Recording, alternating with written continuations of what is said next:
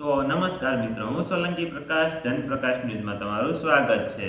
તો આજે આપણે વાત કરવાના છીએ આપણો વારસો આપણી ઓળખ. આપણા પૂર્વજોએ આપણને ભવ્ય, પૌરાણિક અને ઐતિહાસિક અમૂલ્ય ભેટ આપી છે. તો આપણને શું તેની કદર છે? ઘણી જગ્યાએ ઐતિહાસિક દિવાલો ઉપર લોકો નામ લખે છે, ગંદકી કરે છે અને તેને ઐતિહાસિક સ્મારકને નુકસાન પહોંચાડે છે. આજે આપણે જાણીશું કે આવી રાષ્ટ્ર વિરોધી હરકતો કરવા સામે કેવા ગુનો દાખલ થાય છે અને આપણે સ્થાનિક ફરજ શું છે કે આપણી સ્થાનિક લોકોની ફરજ શું છે કે ભાઈ આપણે તેની સામે શું એક્શન લઈ શકીએ, આપણે ઐતિહાસિક સ્મારકોને બચાવવા માટે શું કરી શકીએ અને જો તેને કોઈ નુકસાન પહોંચાડે છે તો આપણે આપણી ફરજમાં શું આવે છે તે આ વિડીયોમાં જાણીશું. વારસાને નુકસાન પહોંચાડવા પર કઈ કાનૂની કાર્યવાહી થશે?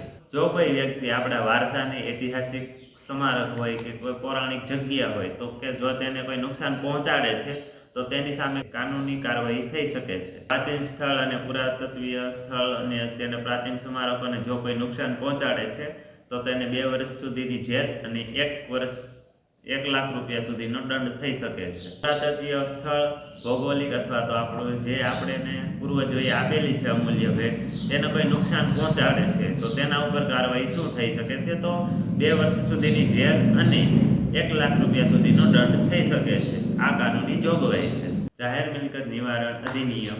તો આપણે જે કોઈ જાહેર મિલકતને નુકસાન પહોંચાડે છે તો તેને 5 વર્ષ સુધીની જેલ થઈ શકે છે. ભારતીય ન્યાય સમિતિ અધિનિયમ. જો કોઈ વ્યક્તિ જાહેર મિલકતને નુકસાન પહોંચાડે છે તો તેની સામે FIR થઈ શકે છે અને પોલીસ તેની ધરપકડ કરી શકે છે. તો કે સ્થાનિક લોકોની શું ફરજ છે? તો કે ભાઈ બંધારણની કલમ 51 ક મુજબ સ્થાનિક લોકોએ પર્યાવરણનું જતન કરવું, ઐતિહાસિક સ્મારકોને કોઈ જો નુકસાન પહોંચાડે છે તો તેની સામે ગુનો દાખલ કરાવવો. તો આ 3 બાબતો ધ્યાન રાખવાની છે. તો આપણે 3 મુદ્દા બહુ ધ્યાન રાખવાની છે કે 3 બાબતો આપણે ધ્યાનમાં રાખશું. જો કોઈ આપણા ઐતિહાસિક સ્મારકને નુકસાન પહોંચાડે છે તો ચોકીદાર બનો, તરત જ તે વ્યક્તિને અટકાવો અને તમે એને કહો કે ભાઈ તું આ વસ્તુ ના કર. તો કે બીજી વસ્તુ છે કે ભાઈ પોલીસ અથવા તો તંત્રને જાણ કરો.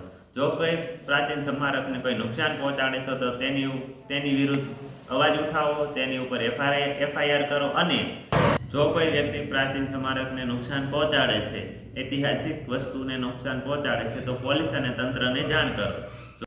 તો સ્વચ્છતા જાળવો. પ્રવાસી આવે અથવા તો કોઈ ટુરિઝમ આવતા હોય ત્યાં વ્યક્તિઓ, તો તેને ગંદકી કરતા અટકાવો, ગંદકી ના કરો એમ કહો અને પોતે પ્લાસ્ટિક ના ફેંકો અને પ્લાસ્ટિક સારી જગ્યાએ કચરાપેટી અથવા તો એવું કંઈ રાખી અને પ્લાસ્ટિક અને ગંદકી ફેલાવવાનું અટકાવો. પથ્થરો ક્યારેય બોલતા નથી પણ ઇતિહાસ બોલે છે, તો આપણો ઇતિહાસને નષ્ટ ના થવા દો. આ ભવ્ય વારસો આપણી ઓળખ છે. તો ચાલો આપણે જનપ્રકાશ ન્યૂઝ સાથે આજે એક સંકલ્પ કરીએ કે સંકલ્પ લઈએ કે ભાઈ આપણે આપણા વારસાને બચાવી લઈશું.